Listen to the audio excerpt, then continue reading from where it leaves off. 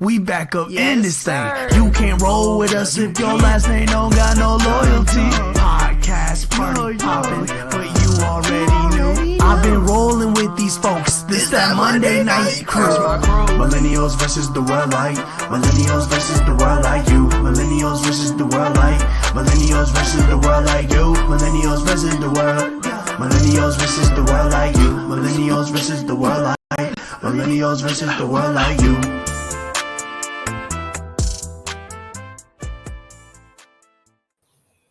Yo, what's happening, good people, man? Welcome back to another episode of the Monday Night Crew. It's your boy K.Mims, the only spot you get authenticity and entertainment at the same time. Take a second, subscribe to the page. Make sure you hit that bell notification so you get all content that's coming, whether it be Monday Night Crew, Last Name Loyalty, The Kickback by MVW, or Traffic Jam. Charlotte, we're on the way. Our first stop of the DC 1K podcast party tour is over. Charlotte is up next, July 12th. Make sure y'all tap in. Tickets are all on Posh. So tonight, I got the ladies of the show, Miss Asia, Miss Brittany, Miss Princess. What's happening? Hey. I got my bro Louis B. What's happening? What's going on, brother?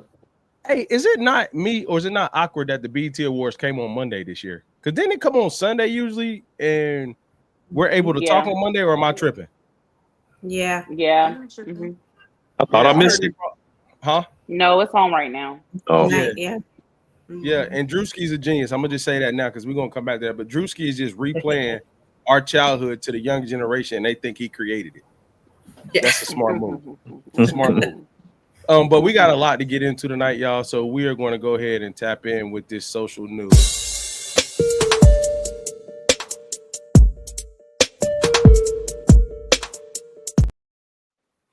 All right, man. So a couple months ago, we talked about DDG and Halle Bailey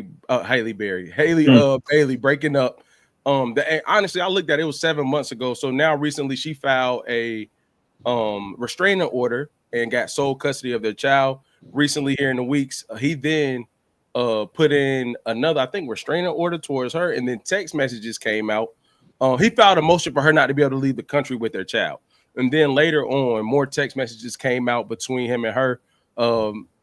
Low-key alarming, allegedly saying she will hurt herself, saying things like, you're the only, like, you're all I have. Why are you doing this, that, and the third? What are y'all thoughts on what this situation has grown to be? From where it was just a breakup, it is what it is, now to her filing the restraining order, to him firing back with the text messages. What do y'all think on the evolution situation? Yeah, I'm not gonna be a fan favorite tonight. They're immature. You could. I think it's immaturity on more so his part than hers. But I will say that, like, I just wish people would leave their kids out of things. Like, using your kid as a chess piece is annoying and dumb. For you to even file something saying you can't take your kid out the country is dumber, especially with the mother. Like, I just think they're young and stupid. I really do. I just think it's immature. I think it's emotions still involved. I still want you, can't have you type thing. Whether it's both parts, because sis, maybe she's, I don't know. We don't know what they're doing behind closed doors. But either way, there's definitely still emotions and feelings there that they're using to play this game in the court system. And it's silly. Can I ask, why is he immature? I'm not saying he's not. I'm asking what makes you say he is. Everything he's done has been immature to me. I just feel like you should be able to talk to your partner about things, and if you cannot, like, challenging her back with this restraining order to not remove her kid from the country, or y'all's kid from the country, is just a retaliation thing. That's immature. Like, you have no legit reason as to why you would do something like that other than to get back. Followed by text messages. Like, it's just, to me, that's levels of immaturity. Anybody else got thoughts on it? I know you ready. You burning up. You ready to go. I'm not burning. I'm not burning up. Yeah, you are. Just, hey, man. Yeah, he's like. I'm just, so I was not expecting immature. I think. Do I agree with putting the kids in the middle of your BS? No, I don't. However, I do think the messages that he put out there kind of legitimizes his case of why he wouldn't want his child outside the country if somebody has been in that state before and that's the person that they're supposed to be with. Now, I don't get how it's immature for him showing something that she did. The same way she put a restraining order on him for what if he did that, you know, for being physically abused. I'm not with that. Like, I think that's a part of it. But if the other side of that is you doing those things, it's like that's kind of an even playing ground of like, okay, who should we leave the kid with now? Like, I don't think he didn't do that until she did something. Like, why would it I was have a retaliation. But why would I have to when we had a custody situation where we were both able to see him? I didn't have to do that. You took it there. Right. So your response was to take it there too? Like, that's immature. Like, we're doing tit for tat at this point. Hold on. So you, again, here at MVW, we're not about domestic violence at all. But so you're saying that you can get a restraining order on me and get sole custody of our child based off this interaction, but I can't then show how you said these text messages and what state you were in and some physical harm you showed to me, but you put it out there about me. That's immature? No, I'm saying that going tit for tat, the whole thing in itself is immature to me. Like, they didn't do these things, wouldn't even have been a thing if one person didn't cause the other. Like, if she didn't file the restraining order, do you think he would have filed the restraining order on his own? No. Because I would have been able to see my kid. You wouldn't have had sole custody of my kid. I think that's, to me personally, I'm not with all the DV on either side. I think they're both immature too. But like, if you put something out there that makes you take sole custody of my kid, am I not supposed to fight back? Like, tell me what he should have did next. What, in terms of getting sole custody of his kid? She got sole custody. She put the restraining order out there. What's his next move? Right, but his next move is to fight back. I get that, but what I'm trying to say is the reasoning, or I just wish that the reason behind why you do certain things doesn't always have to equate to tit for tat.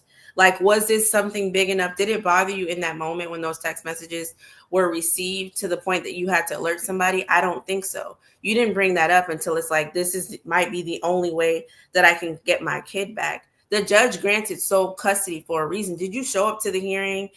Was there proof? Did you not do those things? Like, I just feel like, I don't know. There's always reasons as to why something is done. I just don't feel like fighting fire with fire is ever effective in this situation. They're both going to regret the decisions that they make later on because it's levels of immaturity to me. I just really think that there's other ways around this. Princess Asia Lewis, what's your thoughts? I honestly tuned out after the pictures of like the DV or whatever. I want to be taken out of the group chat. So I don't have a comment. Mm-hmm. Is it because of DV or because of them in the situation? Just because I'm tired of hearing about it. I wish them the best. I don't really care. I'm just tired of. It's childish. There's a lot of childishness going on. It's a lot of back and forth. Whether whatever is true, and I'm just, It's just like, I think it was like yesterday. It was all over the internet with him dancing with India Love, and then that somebody he was allegedly cheating with or talking to, and so it's just like, could you? And I feel like they're mainly showing him. I feel like she's kind of just been like off socials outside of the stuff going viral of what's being leaked or posted or whatever. But him, it's like he's still streaming. It's still clips of him, like whatever. Like, I'm just tired of seeing their names, and I'm tired of seeing his face at this point. I need a refresh. My algorithm needs to change. That's fair. Lewis, what's your thoughts, bro? I see perspectives. I agree with all three perspectives, to be honest with you. I think it's a certain level of maturity that comes with being a parent and understanding the impacts or implications of making this information public. I think it's also a necessity in order to have custody of your child, even though you don't like the idea of it. And I'm tired of hearing about them. So I agree with everybody. To be honest with you, I think it's unreasonable to expect people of that age for it to play out as it would for someone else who maybe was more mature or more established in their lives. Like we're literally watching two young people figure it out. Yeah. Hell, that might not even matter because Papoose and Remy is going at it too, and they old. Yeah, you're right. You're right. That's fact, Princess. You're right. You're right. Hey, that's real. I Right. mean, they were going at it bad. It was. They were. You know, I think. Bad. Man, I think, yeah, man, the social media thing. I mean, it's good and it's bad because at one point they were couple goals, right? All Black of them. Love. I miss the Black Love hats. Yeah. So.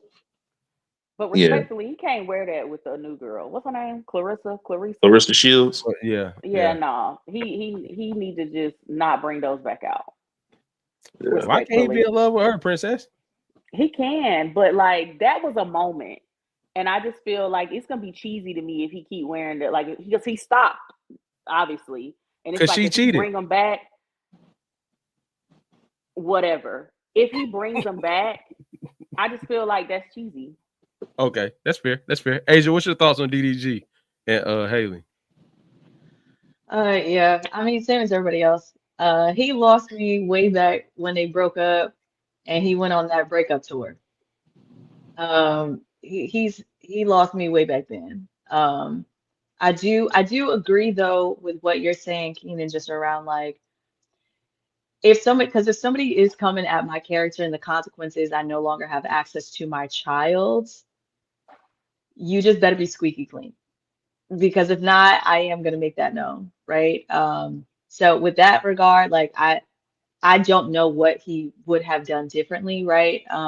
In that case, and it's only because of the sole custody thing, right? I think just when children are involved, it takes it to a whole different level, right? And I think that the care of the child, that's the only thing that's upsetting to me with this whole thing. It's like, are we really caring about the child?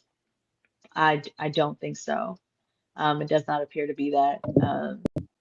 But yeah, he got his Twitch's numbers. Ain't that what he be on? His streaming numbers are up. He bragging about it. You know, he said his numbers up for the month. But I think all in all, it's a sad situation. But it's a sad situation all around. I will say this. And this is generally speaking, not saying that postpartum, not getting in all that great stuff.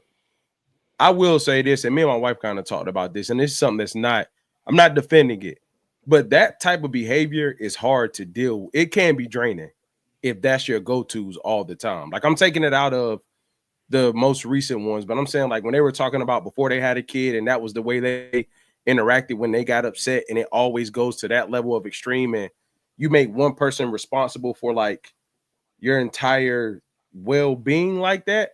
I think that always gets dangerous. Always. No matter what. So I think that could be a little more draining than some people would like to admit. And then you put a child in the mix of that. I just get the vibe that like she always liked him more than he liked her. And that's typically how those situations end up. Really? For sure. Like I didn't get that. I didn't either. I did. Yeah. I think that's how a guy treats a girl that he know ain't going nowhere and you like me more. That's right. I really do. Like when dudes start calling his girl, you weird, what you doing? Like, get out of here. That's him saying, like, oh, she coming back. Like, I can talk to her. Like, that's one of those. But did we know that but prior to all this blowing up? Because like while they were in it, I don't feel like I got those vibes. I agree. After the breakup, I feel like it was some stuff that came out, but I feel like whenever they were together, it was all like, oh, I'm buying her nice gifts. So we're here together. Like we're just this young and in love couple. Like I didn't get those vibes. Now it's like, okay. I felt that way. Her trajectory was much higher than his. Now, obviously, that's not a word I'm as privy to, but even when they first started dating, her trajectory is higher. So why would she socially date down if it wasn't that way? You know? So I always found that to be interesting. because I would say, for one, age, and then for two, just because he's not a musician or whatever, it seems like his bag is coming in based Yeah. off of the gifts and the different stuff. Like, Yeah. it seems like the bag was there, so I feel like that's why she was with him. On top of like being young, I don't think it probably really mattered to her whether he was technically like, I guess technically he is in the entertainment industry. Oh damn, I forgot he's an artist. But yeah, Yeah, you He got a fire. Look, that Shots song with the fired. baby is fire. Yeah, I forgot. And that was no shade. I just really forgot. yeah. He is in the entertainment industry. But y'all got, but you get what I'm saying. No, we Yeah. got you. And Princess, I would say this. I think you're 110% right. I think towards the end, right when the baby was born, is when I saw some of that behavior of like, oh yeah, he ain't really like, he really shunning her off. Like, yeah, get out of here. Like, and the breakup tour, what he was saying more than the tour. You know what I mean? Like, I just don't think a guy that likes you is that dismissive of your feelings, even if we not together. I ain't gonna do you like that. Like, I feel like it could have been low key jealousy. Like whenever they broke up, it was in the height of The Little Mermaid. that's fair. She's a Disney princess now. That's fair. That's fair. Like, So so I kind of feel like the fact that whoever decided to leave, you know what I'm saying? So I feel like it might have been some resentment and a little bit of jealousy there.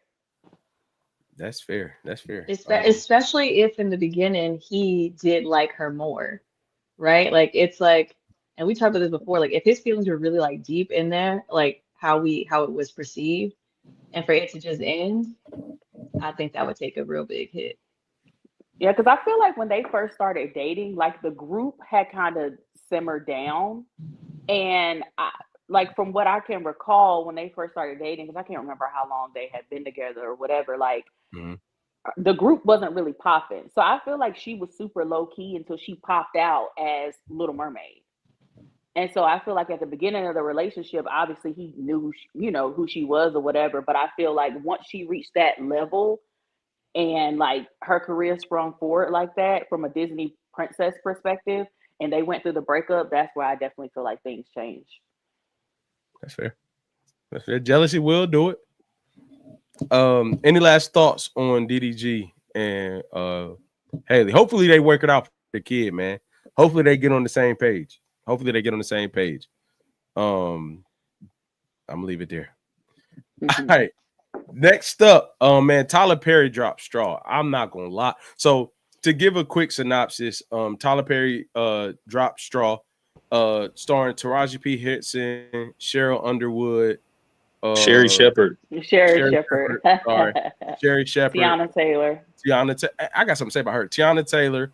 I like the way they gave my man Sinbad a little but you know what I would, so it's a lot of black actors and actresses in there that I don't know all their names. I'm not gonna act like it. It was true Tyler Perry form where he had a lot of the people who's been in the game showing them love. But sure enough, it's about the story of a woman who's single parent, is raising her daughter who is very sickly. She ends up passing and goes through an episode of a mental health episode. I'm gonna say, using that loosely. Say again. Psychosis that ends up in a situation where she has to end up going to jail for robbing a bank, this, that, and the third. What's y'all thoughts overall about the movie? Let's throw it, Asia. I'm gonna just throw it to you first because you usually go last, so I'm gonna switch it up and go over to you first. I'm gonna be so honest and for real. I was mad for a lot of the movie. Okay. I didn't fully appreciate the movie until the end, if I can be so honest with you, because for me it was one of those, like, I was like, come on, again, this narrative. Okay, we get it, I think there were parts within the movie though. I was crying. I wasn't just crying at the end, I was crying throughout, because a part of that it was one of those from all angles. It literally from all angles. I was legit angry for so many different reasons throughout the whole thing, throughout the entire thing. But I think it spoke to so many different things. It spoke to the systems, right? But I think not just the systems against the people. It spoke to the systems against systems, right? I think it spoke to like generations, right? Especially like the a couple scenes in the bank.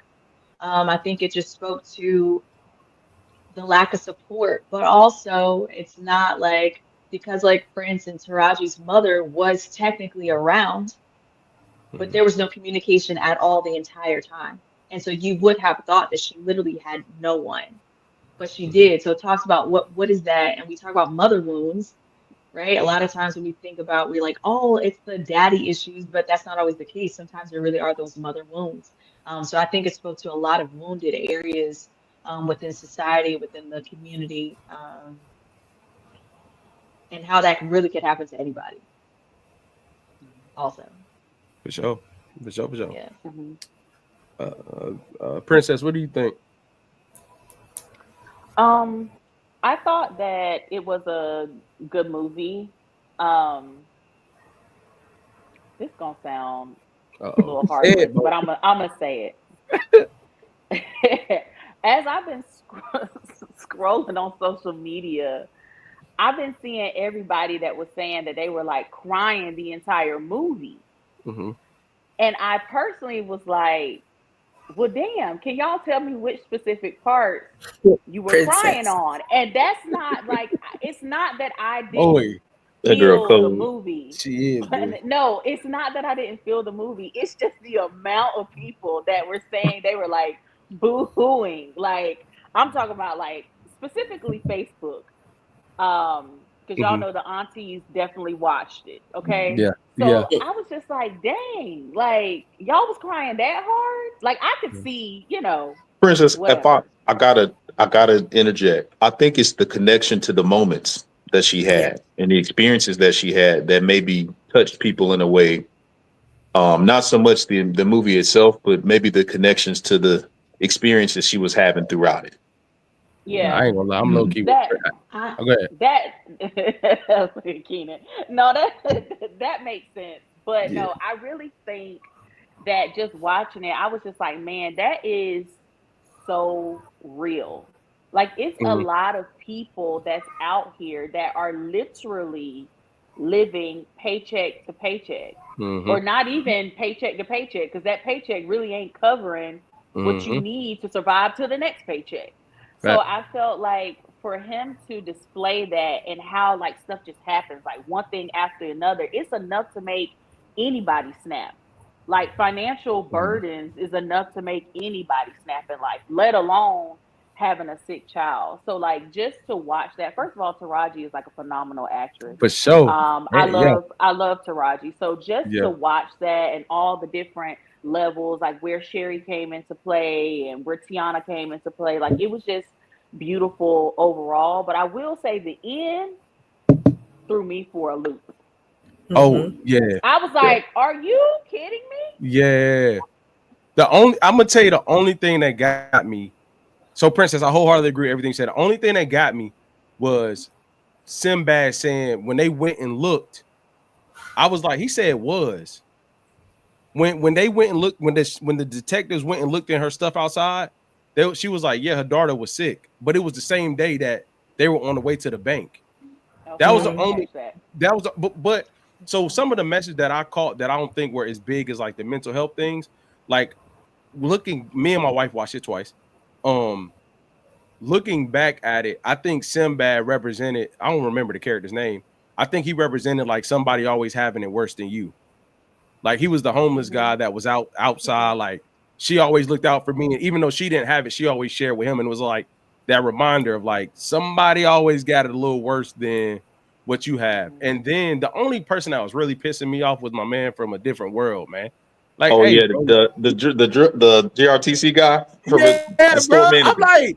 I'm like, bro, like, it just lets you know how much like people are disconnected from what others are going through around them. It was mean as hell, dog. I'm like, hey, bro. He definitely was. Yeah, I was getting upset because I was like, here we got another Tyler Perry movie displaying the man as this, antagonist again, right? But will you finish, Kenan? I'm not gonna go. No, go ahead, bro. Don't bother me. Go ahead, bro. Man, I think it's one of his best movies. Might be his best movie because typically he creates so much chaos that when you get to the end it's not as he doesn't really deliver as strong. And this one he did. Right. This one I feel like he did better than anything. And I think it was so strategic in how he incorporated all these different experiences that so many people can relate to. I love the fact that she was surrounded by Black women, even in the midst of these events, that were, even though they were upset, they were able to empathize with her. Not that one lady in the bank. She was pissing me off. But even the old lady checked her. Yep. Right. And there's something that old lady said that I thought was incredible that plays to your point. She still gave Taraji her character accountability while she was in there. Right. And spoke to that thing that you mentioned. Right. And I think that resonated with me a lot because, when she talked about the year she was born and what they didn't have growing up, and I'm like, dang, that's my grandmother's experience. Right. Portions of that, I was like, dang, that's my mom's experience. Dang, that's my aunt's experience.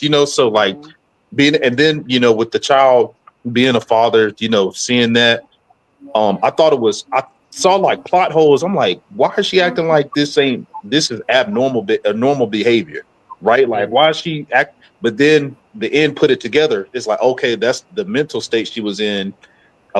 She didn't really understand how she was presenting herself or how she was coming off, throughout. So I'm like, man, he really closed the loop. Like, typically I don't feel like he closes the loop on everything, but he really did. Yeah. And the only negative thing, Taraji is so good. I expected her to be good. I thought Sherry Shepherd was incredible, believable as a bank man. That Tiana Taylor, I love Tiana. I'm like, y'all, for a part like that, I feel like you need to have more. You got to have a little bit more. You got to have someone with a little bit more chops and reverence to be able to deliver on that. So I agree, Lewis. Yeah. I'm gonna go with something really. I'm gonna go with a small critique, and I'm not being shallow. For me, they did such a great job of everybody looking like in the moment. Tiana Taylor's makeup and wig never looked like she was going through what Taraji, everybody in the bank looked like the moment, and they kept her like this clean, neat thing. Lewis, I think the connection with using a Tiana Taylor was so that was the other part. Tiana Taylor was talking to her mom. Like when she was on the phone with her, she was referencing how her mom was going through similar things. So I agree with what you're saying, but I guess they needed like that young girl that came up out of a situation with a parent like that, with basically saying like you can go through something like that in childhood and still end up being successful. And you got to remember where you came from, straight Bob. Now I'm not gonna lie, with you, but and the cop can't have earrings. The cop can't have earrings that, you know what I mean? Like just those nuances. Yeah, man, it was a little. Can I say something real quick about that? And because y'all know I love Tiana down. Y'all know that's my girl. But I was upset because Princess, one of the times because I'm a crier when I watch TV. So one of the times I was crying was when she was on the phone, right? Like basically telling her story. But then I was getting upset because I was crying because I knew for a fact I was not crying at her acting. Because I don't think that she did good. I don't think that she can act. It was one of those moments I was like, it's the story. And that's when I knew though that it was the writing. That was so brilliant because it still touched my emotions, even with her level of acting it out, right? Or portraying that character. That's when I knew that it was really good because it still touched me. You know what I'm saying? Everyone else was great though. Oh yeah. Sure. Everyone else is great, man. For sure. And well, Brittany, let me throw it to you before I keep going. Go ahead, because everybody's voice has been heard. Go ahead. I'm sorry. I mean, y'all pretty much said it all. I was more angry, sad at the end, but more angry than anything. I think it was very triggering for me. Let me say that. Not only personally, but like being a social worker and actually experiencing these things with families in real time bothered the hell out of me, especially when she went to the school and DCF was like taking the child away and she's like, but her medicine, like, it's just so many things that were going through my mind. Like, why would you do this to this woman? Where's the kid's medicine? Are you listening to her? Look at her. Like, why are we removing the child? It's causing more harm. Like my social work, child welfare kicked in real fast. But overall, the movie itself, I think I have to agree with Lewis, is probably one of his best for me. I do think maybe even if we were talking about Tiana Taylor and her character, I think if she switched with Tessa, that would have been good. Like if Tessa played the police officer, in my opinion, right? And Tiana Taylor played the bank person. I think it would have been better because Tiana needed a more I don't want to say entry level role, but she needed a more like calmer role to take on. But other than that, that movie was bomb to me. I watched it twice too, so I loved it. She gets some points for trying, man. It's just I don't know if I want to say this on live, but man, it's like small stuff. Like Tyler Perry's amazing, man. He does great things. It's like small details he got to stop doing though. Like let all the police patches be the same. Yep. Like let like those small intricate details at this level they matter. I'm not being funny. They do matter. Like, bro, let them all be the same, man. Like we could get the makeup and the small stuff, like and old stuff when it used to maybe a wig here, or but like for something that's gonna be in the screen on the camera in front of everybody, them patches got to be the same, dog. That's all I'm saying. Like I didn't small even stuff. notice that. Yeah, I picked how big that police was, and it was yeah. Yeah, but I'm saying it to say I'm not trying to and I would say this, and please forgive me, I don't condone violence. I actually think the ending she envisioned probably would have been okay. I'm not being funny. Like I thought, like in that situation, realistically, her getting killed. They pulled the baby boy on us. Yeah, but the reason why I'm saying it in that situation, in reality, it doesn't end with her being walked out. Like I think, you know, God. I disagree, bro. I agree. I said that during the movie, but go ahead, Louis. Yeah, I disagree. If think about it now, knowing what you know about everyone else understood the context that we all found out later. I think they would have given her the grace to come out. I absolutely don't think that. Yeah, I don't either. She's black in Especially America. with that FBI guy. I don't think that for one second. I literally said that while I was watching the movie, and Greg was like, "But Tyler Perry is not gonna let that happen." He literally. But I think he purposely did that though to show like the other side of the coin, right? Like we're so used to the black person dying, like we literally held a mirror during this movie and kind of what some people like looked at the reflection of themselves going through these experiences, whether it's with a white cop, whether it was your child, whether losing a job, whatever it was. And then we get to the end and we're like, damn, here goes the narrative again. Like sis had all this stuff going on. She's about to die. But I think he purposely put both parts in the movie to show like, this is how it always ends, but this is not how it's going to end this time. We're actually going to show a black woman making it out, getting through this. I mean, she has to go through the system to kind of play into that narrative of what we always expect. Yeah, I think, and I'm gonna be real. Until Louis just said it, it didn't hit me that everybody else knew but her. It didn't hit me. I didn't. I guess until he just said it, and I realized the lady was like, "I know." So like, she was playing along the whole time. Yeah, it didn't hit me till just now. I just think. And look, now I'm just talking about movies. I'm not getting into like black movie makers and all that. Like, I think that ending would have been okay for a movie. Like, I think it would. I'm not saying I wish that on them, but I'm like, it would have been okay. It would have been all right if that's the way the movie ended. I'm not saying that. Now, the last thing I will say is that I think that Taraji P. Henson has like, this is gonna sound so crazy. I think she just need to stay in that bag and keep getting paid and keep making great movies with him. Like, I don't think you need to continue to try to, you know, sometimes people don't stay in the space that they celebrated and just keep making greatness.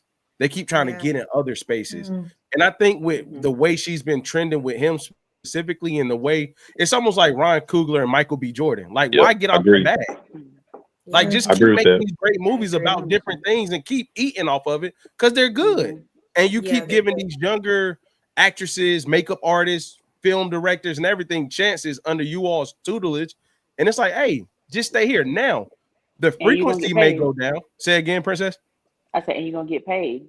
For sure. The frequency may go down because they'll keep making them together. But Taraji, stay in that bag. Ain't that what she doing, though? Because she had, Acrimony. She had I Could Do All Bad by Myself. This one. Didn't he produce the one with Idris too? Wasn't he produce on that one? With the daughters, daddy's little girls?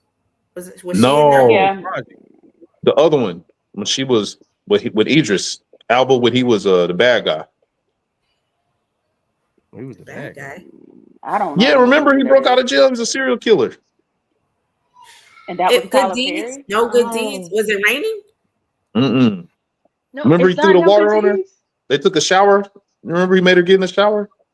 Man, y'all don't know what I'm talking about. Yes, not wait, Michael what is Ealy? that one? No, man, it was Idris. Oh yeah, nah. He was with the white girl. He threw the Nah. water on Taraji. Yeah, man. He broke into the house looking for her husband. She was there with her daughter. Y'all seen it. Y'all know what I'm talking Yeah, about. I'm not saying you lied, No bro. Good I don't Deeds. remember, bro. It It's is no good No Good deed Deed. where it was It's raining It's No Good outside. Good Deeds. Yeah. Okay. It is No Good Okay. I think Tyler Yeah. was a producer on that one too. But like, so you know how like this is gonna sound bad, but you know how she did the astronaut movie. I'm not saying she shouldn't have. Man, I don't remember that. Astronaut. Hidden Oh, that Figures. was an amazing. That Oh, was Hidden Yeah. Figures, yeah. Oh, yeah, yeah. She wasn't an astronaut. She was a scientist. I know, my fault. She was. My bad. But my thing, my bad, bro. But I was like, she I'm went not to saying she Taraji in shouldn't. space. I'm sorry. Hey, so I'm not saying she shouldn't do those type of movies. I think with her experience and where she at, keep getting paid right here, dog. Stay where you celebrate it right now. You're not up and coming no more. Keep getting that bag, man. Keep getting But that you bag. know, there's also a group of people who would say the opposite because of how they feel about Tyler Perry and what people deem as the quality of films that he produces and the same narrative. So I feel you on what you're saying, but there's also a group of people who would say absolutely not. Do not continue to do Tyler Perry films. See, so I'm gonna jump in this real quick, and I know we got to move on. So I don't know if y'all saw. I don't know if this is true, but did y'all see where Fox wants to pick up Sinners, the sequel? Yeah. And Ryan Coogler was like, I don't want to do a sequel. I want us to keep it there. So Prince says the other side of that bag is like, if you go bigger, you also don't control your art past what you make. So like how Tyler Perry, you stay in house. Yeah, people gonna say what they want, but like, can we really name like, oh, this movie is horrible, that I'm never gonna see it again, I hated it in the past 5 years? Like, I feel like his last 5 years been pretty solid since he's created his studio, I'll say. Like, if I'm wrong, I'm wrong, right? Cool. And I don't know. That was that last movie with a divorce, whatever. That was crazy. Divorce in the Black. Yeah, that was crazy, man. That wasn't bad. What? That It was bad. entertaining, but it wasn't a good movie. That was bad. Yeah, It was I definitely entertaining, think but it wasn't a good movie. Mia. It was not a good movie. Mhm. I think It went top 5 on Netflix. Or I mean Amazon Prime. It was good. I mean, what's that one with the painting that boy he was naked in? I didn't want to see all that. He's See. Yeah. What was that one? Mia Cooper, whatever that shit was. Was that not good either? That one was good. I just could have did without the other stuff. Bro, if Amazon bought it, I don't care if it's good or not. That one was good. But that Divorce in Black, y'all, that wasn't a good movie. But Amazon bought that though. So I don't care if it's good or not. Mm-hmm. That's my thing with Tyler Perry. I don't really care what people say about Tyler Perry. I'm gonna support him. Same. And it's so much to be said that a Black man is doing what he's doing. Whether you agree with the writing, he needs to get more writers, whatever. Maybe he's saving on paying writers because he's paying our Black actresses and actors. You know what I'm saying? Either way, I feel like we are winning from Tyler Perry in the position that he's in. I hate that it's so many of us that talk down on him and what he has going on and what he's creating, because he really is doing great things for a lot of amazing people who are not getting their just due. For sure. I agree. For sure. And I'm gonna be quiet after this. I went on Cheryl Shepherd, right? Cheryl Shepherd. Cheryl Shepherd. Yeah. Right? Sherry Shepherd, the lady that was in the bank, man.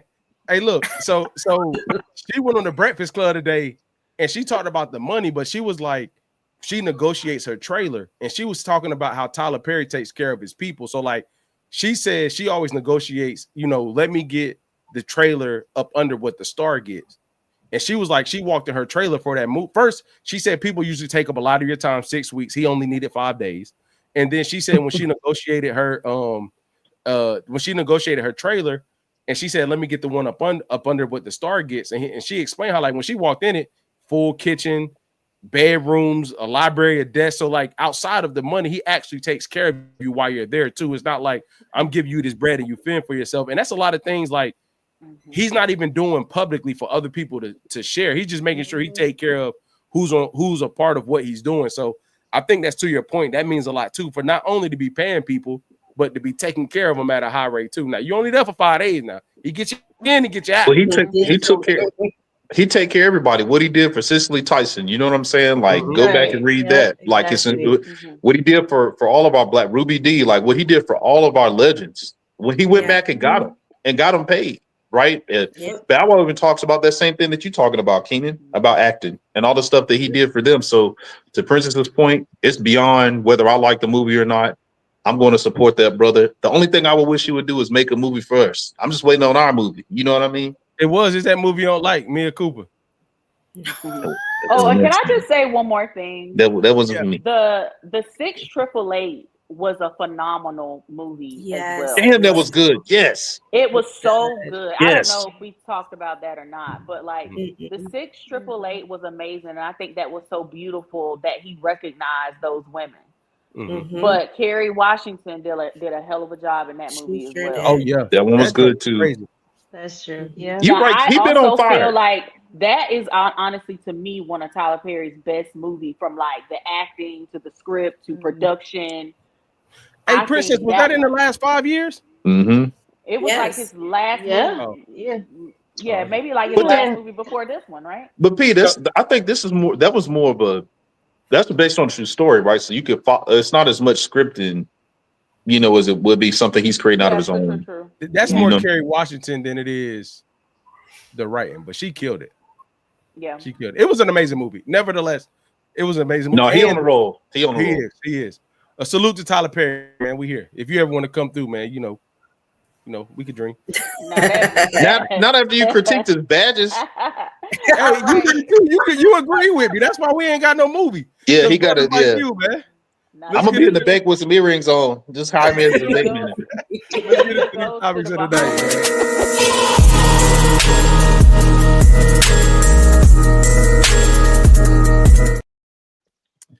All right, man. So we starting off with a good little scenario tonight. So I'm going to read it, and then we're going to go our thoughts, man. So you and your spouse have been married for 15 years. Your spouse has been in your child's life since they were 2 years old, taking the role of step parent. The child and the other parent have a relationship, but that parent is not actively involved in the child's life. Your child is now graduating and receives 5 tickets. The invite list includes mom, grandma, grandpa, and the other sibling. Who gets the last ticket, dad or stepdad? Lewis, man, you lead this one off, bro. You ain't. Oh, was you about to go, Princess? Yeah, but let Lewis go. Go ahead, Lewis. I think the child decides.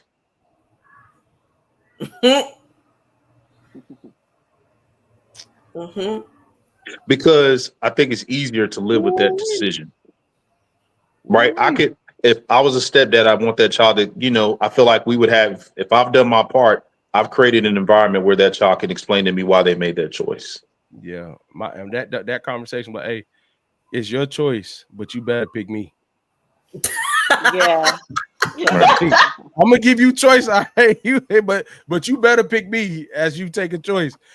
Bro, I'm gonna be honest with you, man, and I'm gonna be. I understand that I was raised in a single parent household, my dudes, and I am in the house with my kids, right? I am sorry. If I'm gonna say I'm dad, they have a stepmom, mom is absent, and that's who the new ticket is for. I'm going to take my child and let them choose, but I'm going to give you a hell of a conversation and try to, because I'm going to be honest, I just don't see how that's not a spit in the face to that parent that been there all those years. Yeah, nah. I agree. Go ahead, Princess. Take off. I feel like, personally, my question is, how old is the other sibling? Because if this is a sibling that's like 5 or 4, you know what I mean? Well, depending on how old you have to be to actually like require a ticket, I'm assuming probably like 5 or something like that. I would say let the sibling stay with a family member. Yep. Personally, depending on the age. Now, if it's an older sibling who actually understands and really wants to go, then yes. The second part is, I would say the parent that's active, like the stepfather, should definitely get the ticket. To me, the grandparents are the debate, in my opinion, and that should be what the child should decide personally. So it's like, it's going to be me as mom, your stepdad, and your brother or your sister or whatever, and then grandma and granddad, or do you want your dad to come? That's how I would pose the conversation. And then I feel like either grandparent, depending, honestly, it will probably maybe be the grandma who would care more about being there. Maybe it would be the grandmother and then the biological father. Yeah. And Marcus says that personally, I would hope he'd choose his real daddy. I don't want to be at the ceremony, no way. Not if you've been taking care of. Yeah, I ain't gonna lie, bro. I wouldn't be able to. I have a. I'm sorry. That would hurt their feelings for sure. Yeah, I'm sorry. I've been talking. Brittany, Asia. Yeah, Britt. It's an absolute no for me. Do y'all know how hard it is? Do y'all know how hard it is to walk a child through 12 years of school? And you have a step parent that's actively engaging and helping you along the way, and the other parent is not active, and the audacity for you to sit there and ask me for a ticket, sir.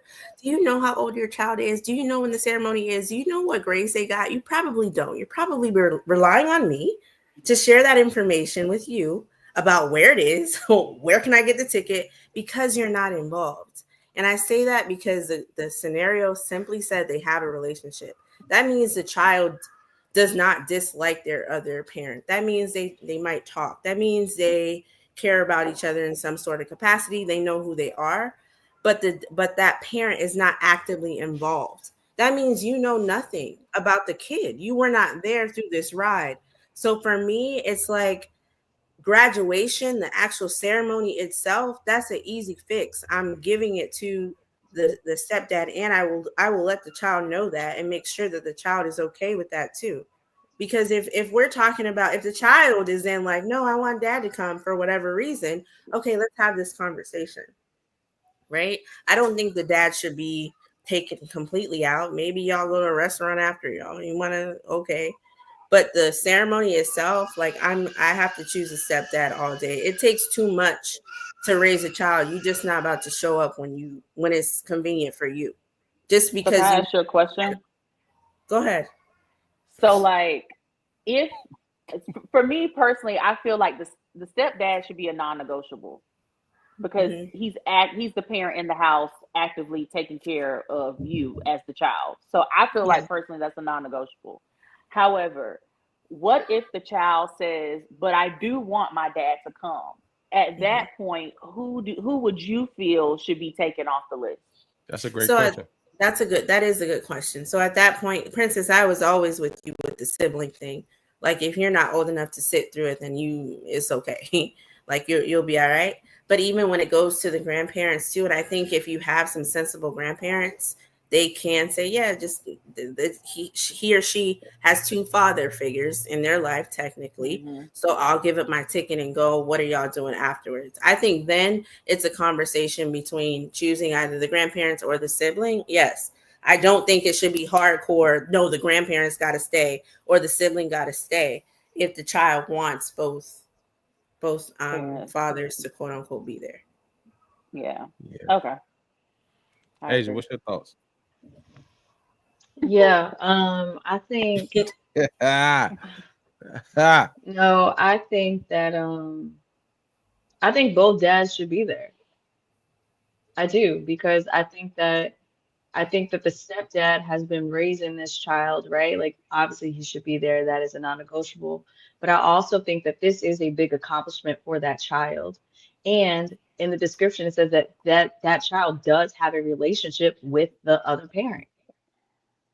That is a big, like, I'm thinking like about the child, like for them, it's like, why would they not want their parent, all of their parents, to see them to have such a big accomplishment? Especially if you might have, let's say, like stepdad that might be showing up in a greater capacity. To be honest, that sometimes maybe the child does not even realize how they're showing up. But what they do know is, okay, but then I also have a solid relationship with, and I'll say dad, with dad in this case, that I've probably been talking about my grades or not, but the fact that he is showing up in whatever ways he can, because I also think about, like, what does him being absent, what does that actually look like, right? And like in real time, like, how is it that you can have a relationship, but he's also absent? Is it like he's absent from providing financially? Is it like he's absent from like going to, like different events? Like, what level of absenteeism is he? Right? So, And then what type of relationship does he have with the child? But I do think that I think all the parents should be there. Once again, I think grandpa could sit out. I'm gonna be real, man, and maybe this is just me, and I'm doing better with my language. I think that's some sorry John Brown stuff. If you have a relationship and you're not in your kid life, I don't think you get that pass. I'm sorry. I just this is my thing. I think it's so I'm gonna go back to this clip I saw on the internet really quickly, and then I'm going to prove the point. Not prove the point and say my opinion. I mean, there was this wedding that a girl was at, and her dad was walking her down the aisle, and the dad went and got the stepfather to walk her together down to the aisle. And at a certain point, the stepdad stopped and said, "No, you keep going because it's you all's moment," right? If I'm the active parent and the child says, "Hey, I want them there," I will probably forward and allow them to have their moment, their opportunity. But you best believe me and main man gonna talk about what that day gonna look like. Y'all have a relationship, but we've been active, and we're gonna have to get some understanding. Even if you got to tell me your triggers or where you slant, we're gonna get some understanding about what that day is gonna look like. I just think there's way what more the graduation day is gonna look like. Yeah, like those interactions. You got graduation day, dinner, you know what I'm saying? Things like that. If y'all got a relationship and I've been acting, assuming that you and I don't talk a lot, you know what I mean? Because you absent, you know what I mean? Like, hey, bro, don't come here doing too much. Does it matter? Does it matter the quality of relationship that the child has with the stepdad?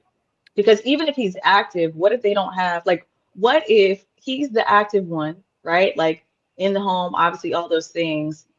But what if she has a closer, I'm saying she because I'm she. What if she has a closer relationship with her biological father? Does that make sense? Like, It does. Does that matter? A little bit. Did y'all watch Forever by chance? Mm-hmm. Yes. Did y'all see how like she had a great relationship with her dad, but when he came around, things was just different, but they had their own relationship? And the mom, even though she didn't have a stepdad, the mom always had to like check him, like, bro, bring it, because his dad, the absent dad, the grandfather was in her life. So it's like you still have to check that dynamic because you're not around. You're infiltrating something that you're not a part of all the time. Like, hey, I understand y'all have a relationship, but you're not here in this space all the time. And it's very rare that situations like that don't have an emotional tug from the adults, because it's like you just bombard and you dad and y'all have a relationship, but you don't operate in this space with us. So we do have to have a conversation around what it looks like to me. That's typically. But what if she doesn't like the stepdad? Like, you see what I'm saying? Like, what if she does not? Because he could have been there her whole life. I'm really just playing devil's advocate at this point. But Get mad at your mama. She picked me. What if she does not like that man? Get mad at your mama. It still ain't my beef. Your mama told really, you. And your mama said yes.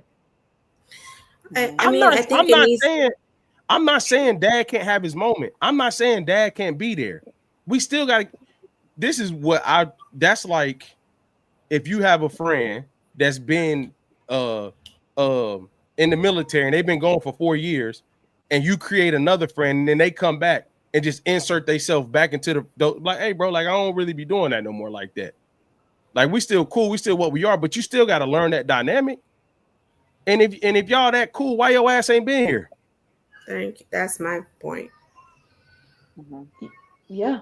No, I agree with what you're saying. I'm really just playing devil's advocate only because I think that there might be some people that's like, well, dad definitely should not be there, right? I'm just saying that what if she don't like her stepdad and she really rocks with her father? I think both should be there at the graduation based on the So relationship that she has. with this scenario, right? Like it says that he's not actively involved in the child's life. Dad goes to graduation and then he dips again, right? Like, and then it's like, okay, here comes this vicious cycle. You have not been around. I think that's the part that bothers me the most is that they have a relationship, but you have not been involved at all in the child's life. That doesn't even mean financially, right? That means physically involved in the child's life and played a role. That's a lot. Like that's a lot. And I don't care if you liked your stepdad or not. That he's the father figure in this household because he's the one that's been providing a shelter over your head, somewhere for you to lay, right? Like your dad has not been doing those things. So in order for you to even graduate, because we could have all been on the street and you could not have graduated because we needed somebody to help us check off these milestones. I just think it's a matter of respect and acknowledging the fact that, yes, you have a relationship with your father. However, your stepdad provided these things so you can even get to this point, and we're celebrating. This is a win for you. This is a victory for you because of all the people that stood behind you and pushed you. I'm not taking away from the relationship that you have with your dad. However, this is how it's going to play out. I really do think that a conversation needs to be had with the child, but at some point, I get this whole like, oh, carrying traumas and we should let children choose. And I just stand firm and like sometimes parents got to be parents and choose what's in the best interest at that moment for their kid because they are safeguarding what can potentially happen in the future because he has not been active for 12 years of school. That's a long time for you not to be around. And I also just want to add that oftentimes what I have seen is that kids tend to favor the absent parent. Yes. The parent that's at okay, home, princess. Well, you okay, girl? Working, go ahead, girl. Busting their ass to take care of you. You give them so much hell. But that deadbeat, oh, you love your daddy. Tell them to say something. Like, you know what I'm saying? And so, like, that's what I have seen repetitively in life is the absentee parent gets the most love. They get the most praise. And it's like, for whatever it is, you guys could probably speak to this from, like, a therapist standpoint. It's like almost like that longing. So they look past, they know that they're absent, but they look past that because they long it so much. So when there is the opportunity to get a glimpse or just a 5 minutes or an hour or a day of that parent's time, the little kid in them wants that no matter what the situation is. Even though you got mom and the stepdad that's doing all the things, they are still longing for that relationship with the absentee father. Yes. And okay, Lewis, I see you, brother. Go ahead. Yeah, I agree with that, Princess. That was really, you hit on something that's deep, but I think there's even more reason for that child to make the decision because when I look at moments like that, you know, personally, where I've chosen the absent parental figure, it really allowed me to understand who was really there for me for the right reasons. If my step parent has been there because they understand and they know me, they probably get a sense of that dynamic already. And they understand what that means to me in that moment, even though I don't understand the value of what they've done, they understand what that moment means to me, for me to have my parent there, you know, in this situation, my father there. And I think that's an opportunity. And I don't know, this has been on my mind heavy lately. I think whenever there is challenge or opportunity, I think that's a moment where you get to, the person who is in the right gets the opportunity to handle themselves the right way. if that makes sense. Like the whole Coco, the tennis player, you know how she's been responding to the girl that was talking trash. I feel like that does nothing but set Coco up to be even greater because of how she chooses to respond to that situation. So when I think about the step parent, if we allow that child to make that choice, and we all would agree to be the incorrect choice, allowing the absentee parent to be there, I think that sets that step parent up to be even more put on display even further their care for that kid, because that's who it's really about. Yeah, at the end of the day, it ain't about what I think you should do or what is owed to you. It's about, hey, in this moment, I understand where you are. I understand your lack of understanding of the things that I even do for you, but I do them because it's who I am and I care about you. Even if that means sacrificing a moment that I would love to be a part of, simply because you value someone else and I love you enough to give you that opportunity to have that moment. Man, that's beautiful, bro. I agree, bro. I wholeheartedly agree, bro. I'm not going against it. That takes two things. A lot of maturity. A lot of maturity, and as a dad, a father figure, your innate ability, your nature to want to protect that child will kick in too from said interaction. You know what I'm saying? So I do think that plays a part. And what I'm going to say to Princess really quickly, and like to the absent parent joint, there's literally like when kids become teenagers, they start to disconnect from the parents a little bit. So like when they get in that space, it's a lot easier for them to look for that absent parent too, Princess. Because I've witnessed, I ain't gonna lie, I didn't do it. Me and my mama was beefing, but I still ain't do it. You know what I'm saying? I turned to my coaches and stuff, but I think I just hate that 9 times out of 10, and this may be me drawn from experiences I've seen, that absent parent doesn't make it about the kid when they get that invite. They make it about themselves. I'm here. Yeah. Yeah, exactly. And I was just gonna say one more thing. What would make it even worse is if the absentee parent, you give up somebody else's ticket and then they don't show up because it's another excuse. Princess writing the movie over there. Like, could you imagine if, let's just say Tyler, the active stepdad? Could you imagine if the active stepdad, to your point, Lewis, was like, you know what? Everybody else can keep their ticket. You want your dad there? Cool. He don't show up. And let's just say the graduation is a certain like distance from the house that the stepdad can't make it, in time. Because everybody already there and they thinking he's gonna walk through the door at any moment. So that then neither father figure is there. Then what? And so that's why I'm team stepdaddy coming anyway. Yes, that's why I said that. Honestly, it's true, because kids should not, I don't think at some point we have to step in as parents and make some of those decisions when it comes to these types of things. Because something, you could think that the relationship is so grand and dandy. And I think about Will Smith all the time, that episode that hit everybody's heart. And it was, he called him Lou at the end and he like dipped again. And it was like, because the expectation was there and because we're building relationships and because blah, blah, blah. And Uncle Phil, the dad figure, gave him that opportunity to do all these things. And this nigga still walked out. Like he still left. He still showed the same person. He's always Brittany, dead. He had to let that happen so he could see who he was. So we can't prevent these things from happening. Like, but I think at the age, I agree with you up to a certain age. At high school, you're about to transition into early adulthood. And I think that's where you have to learn, because I realized in making those same decisions, I had to learn until it registered with me that absentee parent was who they were. Boy, I could want it. I provided them many opportunities to show me something other than who they were. But the people who love me allowed me to make those choices because I had to find out for myself. So we can say we can step in to make these decisions for them, but we're really not protecting them because they're going to eventually find out.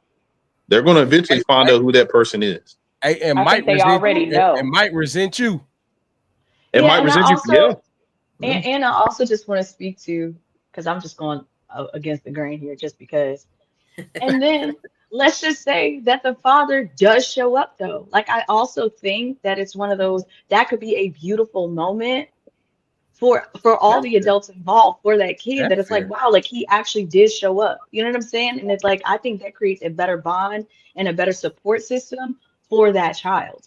Because like the assumption here that we're making is that the dad because, and once again, I guess for me, it's like, what Does absent look like? part of him is it? What does relationship look like simultaneously with absentee? Like, what does it actually look like, right? Because I think that defining those things in that dynamic, that would change so much of how I would, well, I'm going to answer it the same way, but I think it would help us to not assume the worst of this absentee dad, right? Because based on, like, what if he can only contribute a certain whatever, or what if the way that he is, because he just don't know how to, or whatever, he's just not a great person in that regard, but he knows how to show up in another capacity for that child, something that that child does need, right? Like, I don't want to take away from the quality of the relationship that they really might actually have.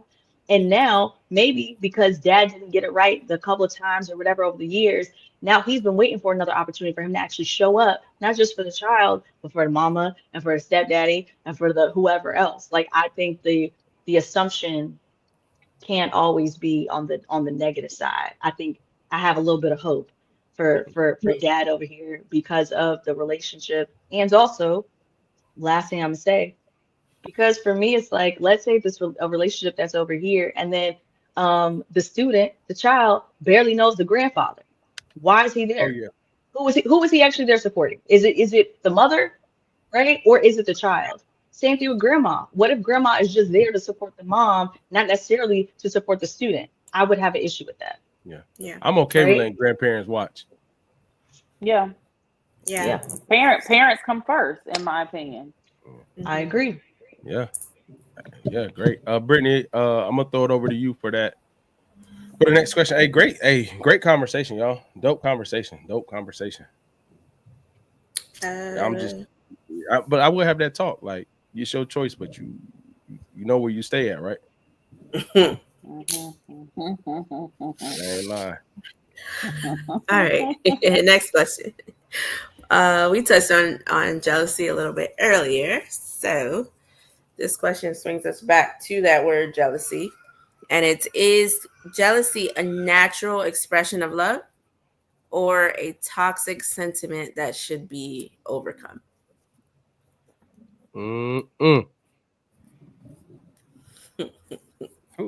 Any takers? A natural expression of love. Or is it a toxic sentiment that somebody needs to get over? They got to deal with it. Work on it. I'm gonna be honest with you, man. Go ahead, be honest. He think it's Like, a natural expression. It's like 50-50. It's like 50-50. Because I'm gonna be honest with you. I don't think you love it that much if you just freely allow it to be with anything. You know what I mean? Like, I don't think you just like, oh, I'm not jealous of nothing. I also think there's a line of what you get jealous about. You know what I'm saying? Like, I can. I'm gonna use a very small example, but we can have a conversation. I can get jealous of how you get dressed up when you go with your girl. Like, damn, I want that too. But I'm not mad about. I'm not making it a thing where we arguing. I just want to see that same thing. Like, damn, you look good, girl. I better get that next time now. Damn, send me some. You know what I mean? Like, I don't think jealousy always have to be negative all the time. You know, in the context of what we're talking about. Like, I think sometimes if like, I can say, I'm like, damn, I can say to my friends, like, damn, bro, I'm a little jealous of your schedule, bro. Like, damn, bro, you living life working from home. Like, you know what I'm saying? Like, I ain't like, I hate you. You need to go to work. Nah, but if you love something, you pay a little more attention to it. I don't want to say a natural expression because I don't think you should be angry over everything you see. You know what I'm saying? But like, hey, yeah, all right, girl. All right, now. Too many likes on that picture, girl. No, I'm just playing with you. But nah, I think there's a healthy balance of it. If I'm being real, it shouldn't be. Yeah. It shouldn't turn into negativity. Is the point I'm making. But there's a little healthy balance there. Yeah, I think when it comes to being like controlling that type of jealousy, then that's when it becomes toxic, and that's when it's an issue. But I like your examples, Keenan, or sometimes like if you, I don't know, like sometimes you might go somewhere, I'm like, dang, like I wish I was there, you know, like I wish I was there with you too. Like I could be jealous because of that. Or like you said, like you get dressed up better whenever you going out with your friends or whatever. Like I feel like those are reasons that you can be jealous. Like for example, for me, my niece be jealous when I show my friends' kids attention, and she grown, but that's my baby. But and so it's like, but literally, like if I'm posting on my Instagram story or something like that, it's like it could be like my goddaughter turning 7, and she'd be like, I don't really like sharing my aunt. Like she'll just flat out say it. Like she gets a little jealous. Like she's 21, so it ain't like I'm about to be taking her out on play dates, but like just showing that type of affection to another like child or whatever, like she don't like that. Yeah. Yeah, I'm with you too on that one, Keenan, because I think that there are so many emotions that we just don't have a healthy relationship with, right? Because a lot of emotions are not good or bad, right? Sometimes we have uncomfortable emotions and uncomfortable emotions and comfortable emotions, right? We are more comfortable with things like happiness, all that kind of stuff, more uncomfortable with other things. But because I think jealousy, like if you love someone, in the context of this question, right? It's like if you love somebody, if you feel that there is a threat to the dynamic that you have, right? Because jealousy is all about having a perceived threat or an actual threat to what you have going on. So there is this idea that, yeah, you will get jealous at some point in the relationship because you are going to be protective over what you have, right? Especially if it is a perceived threat, which will happen at some point in time within the dynamic of the relationship, right?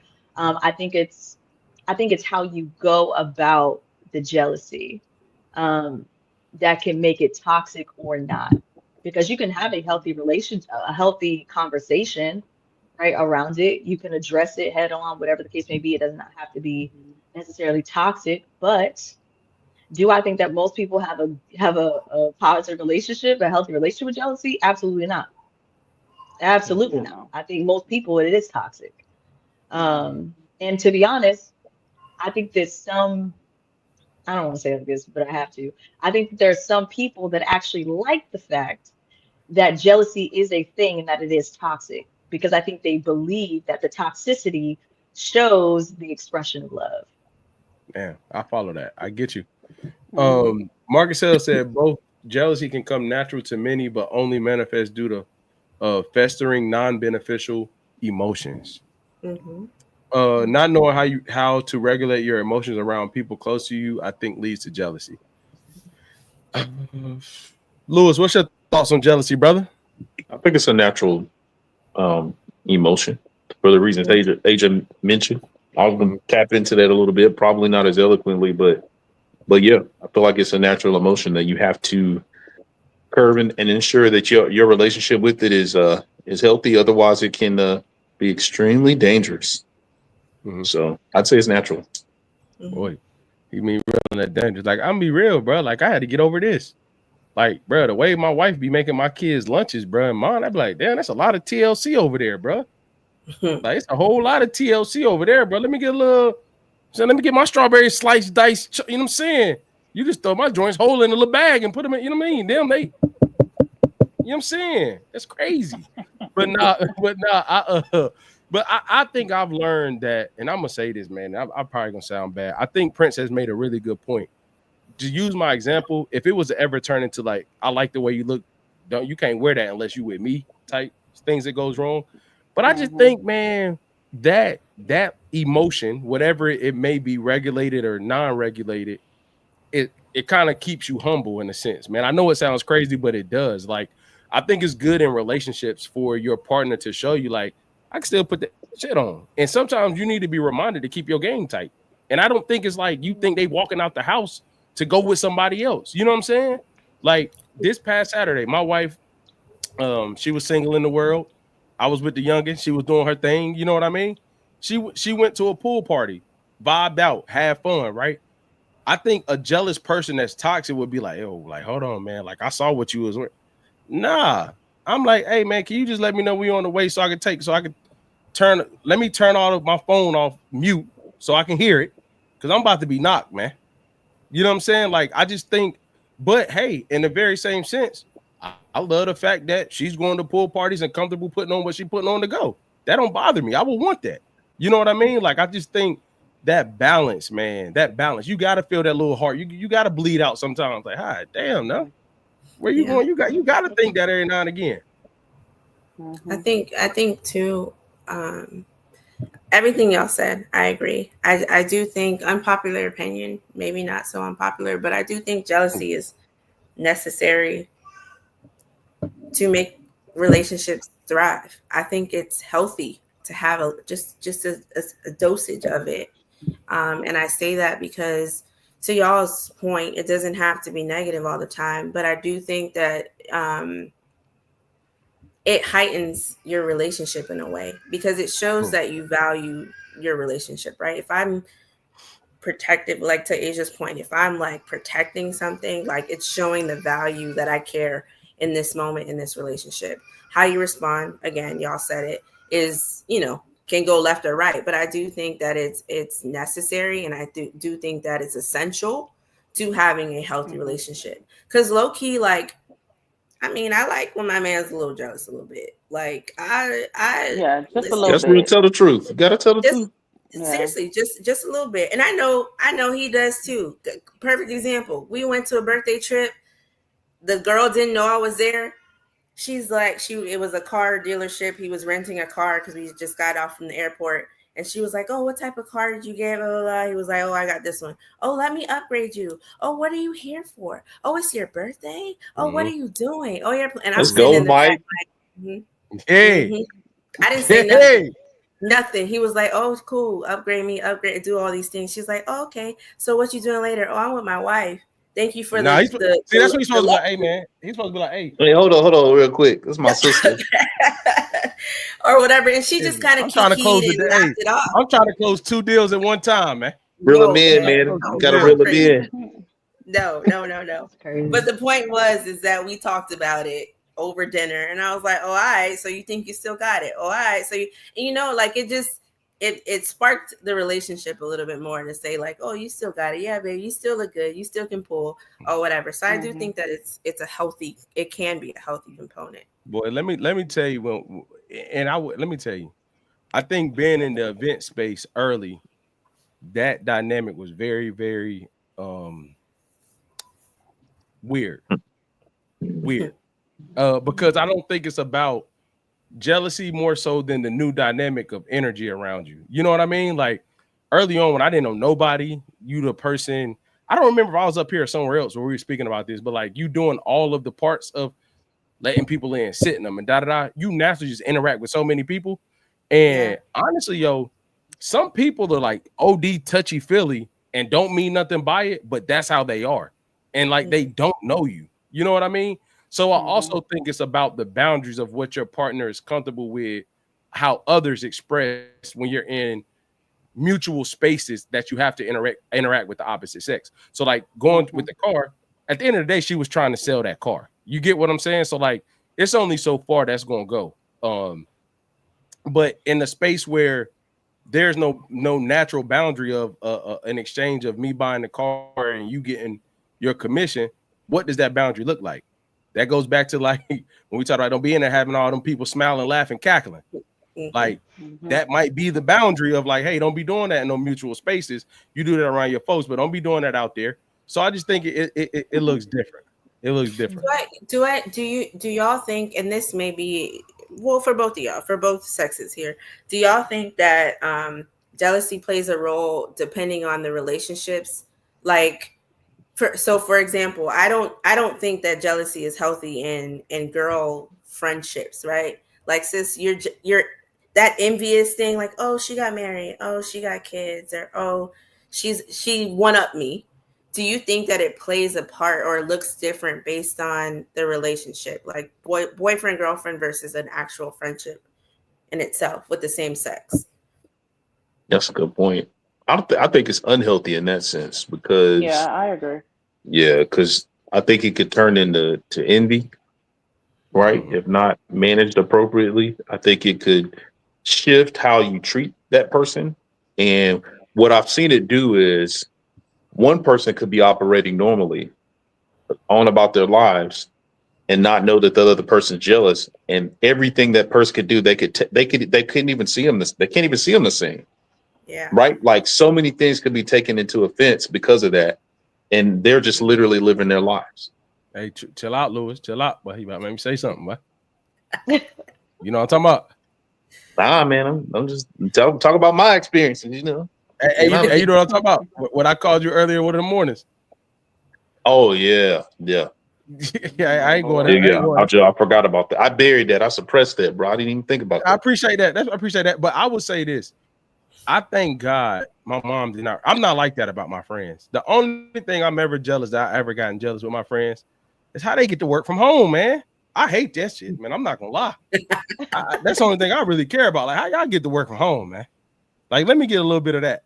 But I remember early in my educational career when I was 10 months, my friends used to be jealous that I had the summer off. And I'd be running up and down during the summer. They'd be like, bro, why are you? I'm like, hey, bro, I'm out, bro. Chill. Come. But I think I've been so what I thank God for is that most of my friends have similar mindsets and we all did pretty good. So it's like those things that most people strive for or get jealous of, we experienced at different times and we experienced them together. So it's kind of like, yeah, I don't care about that. You know what I'm saying? Like, that's tough for me. I never really cared about what the next guy had. I've never really cared about that. So it doesn't. Asia, go ahead. All right. No, you finished. That's Sorry. it. Go ahead. I want to hear this. I actually don't. You know what? I think I'm okay. I'm okay with jealousy. I'm not okay with envy. One is a secondary emotion to the other. Not all the time. Okay, talk to me. Not all the time. So, for example, because jealousy really, when you really think about jealousy is saying that you think that there is a perceived threat to like the dynamic, for example, right? So it's like, well, I might be jealous of. Okay, here we go. I'm jealous of a friend, right, who is married because I believe that her marriage or her new relationship will impede on my sisterhood with her, right? I would be jealous in that instance. Envy is just saying, I want to be her. That should be the role that I have. That should not be her because she don't even know how to blah, blah, blah, whatever the case may be, right? Or I know that I would make a great whatever. Like, so for me, jealousy is more of like, okay, I think I can tolerate jealousy in friendships, not so much possessiveness, which is a little different than jealousy, and enviousness. Enviousness is when people then start to have that competition. Could I ask you one question? So put that envy, can envy not, so you use the dynamic of a relationship, someone that was married, right, as a friend. You use that envious part to put them in the position of your friend, but could that envy be applied to the spouse? And could you be envious of them as a result of your jealousy? Yeah, for sure. So that's what I'm saying. So I do feel like it could be secondary. That's what I'm saying. But you attached it to the person that you're attached to, but then that envy could go to something. It could go to another thing, right? That's really rooted in jealousy. It can be secondary. I'm saying it's not always. Because for example, I'm not, it's one of those like, I don't want to be married to some of my friends. I don't want to deal with what they got to deal with. You know what I'm saying? Like, no, that is legit. Like, for example, sometimes having people that have children, right? Y'all know I don't have any kids. For me, seeing that and some of that is like awesome. It's like, wow, like I'm jealous that they get to like do all this stuff. And when they're spending time with their kids and blah, blah, blah, blah, blah. Now, do I want a couple of them running around right now? No. Hell no. I don't. Damn, princess. You know what I'm saying? It's like, I love the fact that they real about that, boy. I love that about them two, boy. They ain't gonna lie. Not right now. Hell no. Not right now. But it's one of those things that like, but you see what I'm saying? It's like, but I want to be on the phone with my friend, or I just want us to be able to do something, just us two. I can be jealous of that little kid. That don't mean that I want a whole bunch of little kids right now. I'm not envious. Yeah. You see what I'm saying? That's what I'm saying. It can be for sure secondary, but sometimes it doesn't always have to be. You know, I have learned to you and Princess, I have learned, and you all can offer a perspective, and I know we got to get to fair or foul. I have learned that you all lose something too when your friends have kids. And a lot of times we think about the person who had them. I have learned that. I have learned that. Like, you don't get the same size of your friend anymore due to where their energy has to go. And as I've gotten older, I've really been able to relate more to how I show up to my friends that don't have kids, because a lot of that side of me is not, I don't want to say it's not there. That capacity is really, really much lower than it once was. I might be able to give you once a season the old sneak, so to speak. But boy, let me tell you, you might get it in the winter. It might not come back around about fall again, but that's just how we moving. You know what I'm saying? So I really want to acknowledge that. Like, I think as I get older, people who are in a space where they're okay with being single, putting themselves or their partner first, whatever the case may be, do lose a part of their friend or friend group when that person has kids. We look at the parent a lot of the times and not the people around that parent. So yeah, you absolutely do. Mm-hmm. It's the access more than anything. For sure. Because I can still move and shake whenever. Like I can say, let's go do this tomorrow, but you got to find a babysitter. That's and crazy. So you really do like miss that. Just we could just do anything. Yeah, you can just get up and go. Like, hey, let's go get drinks. Hey, let's go do this. And the more and more your friend group starts having kids or getting married, the dynamics change like just even more. And I think too, there's some conversations like, and me have it's like three of us, right? And only one has kids out of the three, but the other, they're both married. And sometimes it's hard to have, it's like we don't want to say we're tired around her because her level of tired is very different than our level of tired. But then I don't get to say that I'm tired. You see what I'm saying? Because I feel like I'm invalidating your tiredness, but I don't get to say that I'm tired. Like I feel bad for being exhausted, knowing you got all of that going on. So then it becomes a barrier of now I don't, okay, so what can I say? What can I say? Okay, but I don't want to say this part because, you know what I'm saying? It becomes like a, well, you'll get it when you had kids. Well, it'll make more sense when this happens. I'm not gonna lie. I'm not gonna lie. I wasn't that mature. My friends would say stuff like that. I'm like, I ain't tell you to go shoot up the club, my boy. That's on you. No, I'm tired, man. What? I'm going here. I ain't tell you to go do that. That got nothing to do with me. It's managing grief all the way around. I think it's managing grief all the way around because oftentimes you have conversations with your friends that don't have children right now, and it's like we want that, right? Like I want to be able to get up and go do whatever I want without having to check on a babysitter and all these other things.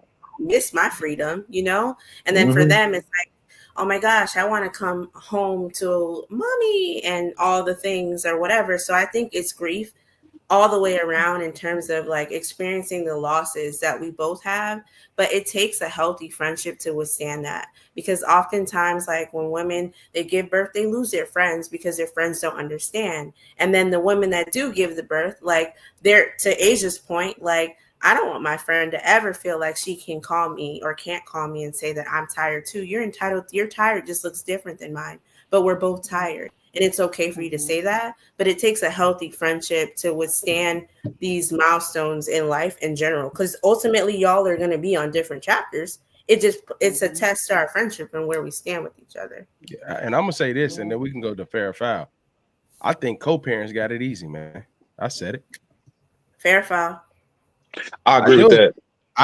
My wife and I had that same. We talk about that all the time. They do. You get to drop that weekend off. Yeah, you got them 4 days. You know you don't have them. Now It may be hard transitioning into co-parenting, but like once you got that I'm telling you right now. Hey man, fair or foul.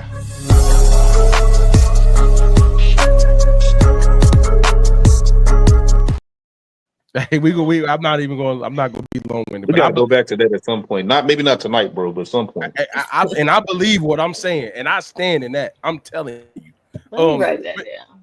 Yeah. Please, Asia, please do. Please put that in the chat. We got to get back to that one. I like that. So fair or foul, dating someone, dating while you're married but separated. from that spouse, from that extreme spouse. So you're dating, you're not with the person, you're separated, but technically you still married. Is that fair or is that foul? Wait, hold on. Can I, you probably can't say this, but it is.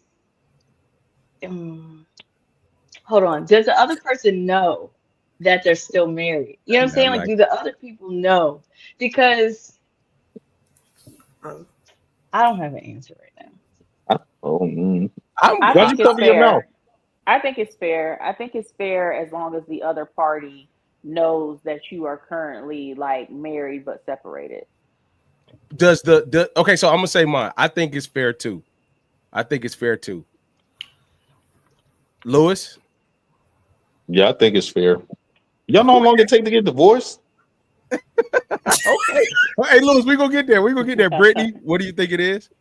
I'm catch-22. I'm gonna lean more towards foul. Okay, Asia, you had your think time. You had your productive struggle.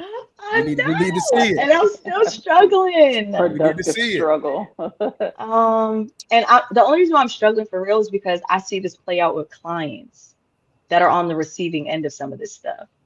Mm-hmm. And so my viewpoint is very like they're dating somebody that's separated. We said on the receiving end. Okay, all right, got you. Yeah.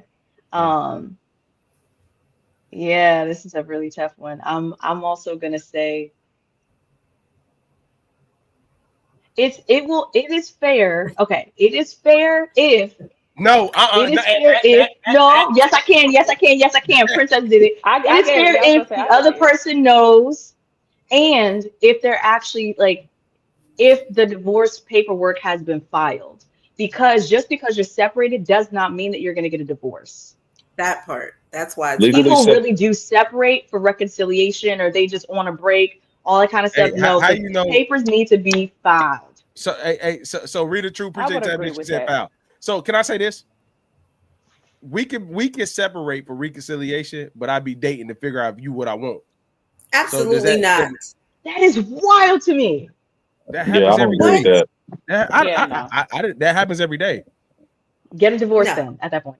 Yeah. Get the divorce. So hold on. Time out. I'm trying not to be long-winded. I didn't say go be in a full-out relationship with somebody. You went out to eat. You have conversations. What I'm saying is, so I got a question. So let me, Asia, I'll pose this question to you. You and Princess. Because y'all said it depends. It depends. Even though Princess is the only person that get that past, Asia, we ain't got to talk about it. So what I'm saying is, let me ask you a question. If you are married and you want to be with your partner and you're realizing that your interests are no longer in-house or starting to space out, you responsibly asked for separation, but you were truthful about like your interests being elsewhere. That's still foul to be dating, even though you're trying to separate and figure out if you want reconciliation, or even if you separated to see where you were at, because you did not want to hurt that person directly. You need somebody else to tell you that if you want to stay with them or not. If you lost attraction or whatever the case may be, you lost interest. There's going to be somebody new and fresh regardless, because in that particular scenario, you already know what you have at home, right? If you see something shiny and new, you're going to find something shiny and new. If your interest at home is really not there. So if you're telling me the attraction is not there, the interest is not there, and you think going out there is going to bring you back. Anybody say attraction? Asia, my question to you is this. I'm upfront about where I'm at, where my mindset, what's going on. Hey, I do want this to work, but right now I'm struggling here, and my mind is going there. We need that's a no for me though. So that's a foul. Yeah, that's a foul because for me, what do you tell the people on the other end? So what are you going to tell the people that you are going out on dates with? Hey, I am married. Nope, didn't file for divorce. To be honest, I still really like my wife. It's just some things we got going on. It's complicated. We just trying to figure it out right now. Hey, you just want a hall pass. You just want a hall pass. Yeah, that's a foul. Hold on, time out. Like, can I get my dag, bro? I feel like no, I'm not. Oh, I'm about to say, never mind. Can I ask my question? Go ahead. You did. Princess said, and I quote, "As long as the other person knows." But not in that situation. Like I agree with like the divorce, like you file, like you're separated and filing for divorce, right? Mhm. But like in that situation, if you come to me and you say, you know, like my interest just kind of really isn't here anymore, whatever, I think we should take some space. For me personally, there's no taking space because either we're going to have a conversation and figure out why the interest shift, what we need to work on. You actually separating out of the house, talking about your interest ain't there.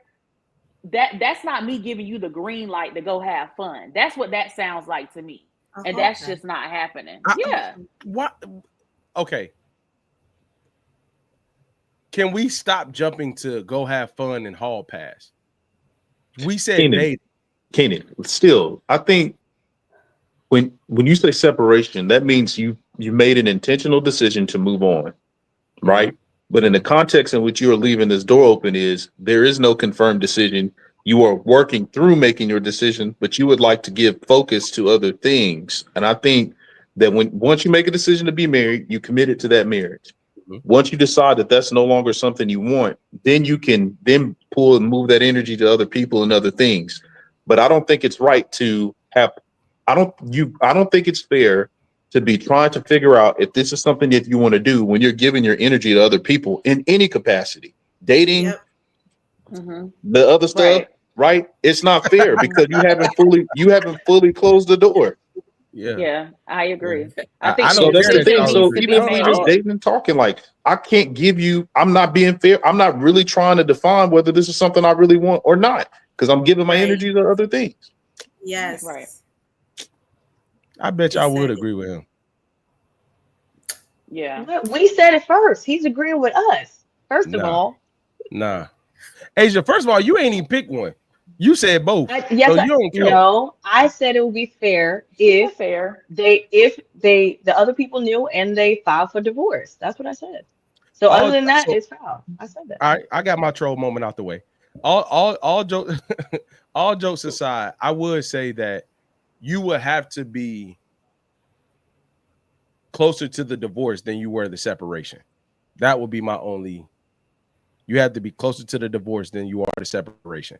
Like separated 30 days ago. I'm here and we still working out the kinks. Nah, we can't do that. You might as well lie there. Gotta be at the courthouse, papers in hand.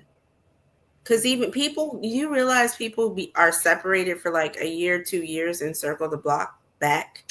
Like that's only if the person contests that. If the person doesn't contest, it doesn't have to take that long. If somebody fouls on you, and the person that say I foul on said person, and that person doesn't contest, you could be divorced in 30 days. But in North Carolina, don't you have to be separated legally for a year? I thought that was a requirement. So that comes into play when you foul and people contest to get all their stuff in order to be able to separate fairly. So like say if we already broke up, you moved here, I moved there, and you already got your spot, I already got my spot, and I go foul on you and you good and I'm good, no kids involved, no nothing, we wouldn't need that year. Typically that year comes from somebody contesting it to get that time space in order to get those things right. That's why divorce that's why lawyers and stuff get involved to be able to get that part done. But if you come with what you're willing to walk away with at the beginning and somebody fouls and the other person doesn't contest, you could be divorced within 30 days. Oh, okay. I never knew that. I thought it was a requirement in North Carolina. It's only if somebody contests the opposite party contests the divorce. But dating is just weird, man. I don't think there's no situation where you tell somebody, hey, yeah, I'm separated, and she'd be like, oh yeah, okay, cool. Tell me more. You're cooked. It depends on how bad they want. It happens. Yeah. I just told you I have multiple clients. It happens. Yeah. So I'm not so Asian. You almost made me say something. You almost made me say something, but go ahead, princess. Yeah, I'm like, because in some people's eyes, that's like, well, you practically single, especially depending on how you feed it to them. Like There's plenty of How you people feed who what? care about that. Feed like why you're Oh, wow. separated, divorced, whatever. Like, get your Hey, head you're right. not about to go viral with your crazy comments on this show. Yeah, save that with the other one. Save that with the other The show. other one. Yeah, Where save that your for the other minds one. at, people? Whoa. A mess. Finish, Princess. I'm It's the sorry. whoa. I Whoa. don't even remember. I'm so sorry, Princess. That wasn't on purpose. You just said depends on how you Yeah, it feed was. them. So they trying to be open marriage. You know what? Forget about it. Hey, my bad. Forget about it. My bad. Hey, but anything else on dating while married but separated? Nope. Don't you heard it here first. Don't do it. Appreciate y'all tapping in tonight, man. This has been another episode of the Monday Night Crew. I got the ladies of the show, Miss Asia, Brittany, and Princess. My bro Louis B. We are the Monday Night Crew. Make sure you subscribe to the page. I almost forgot. Make sure you subscribe to the page. Hit that bell notification so you get all content coming, whether it be Monday Night Crew, Last Name Loyalty, The Kickback by MBW, or Traffic Jam, man. Also, our premium merch has dropped on the website, man. It's in all of our bios. If you can go check it out, it's available on the website. It'll be available each tour stop. Appreciate everybody tapping in tonight. We are the Monday Night Crew, and we are out.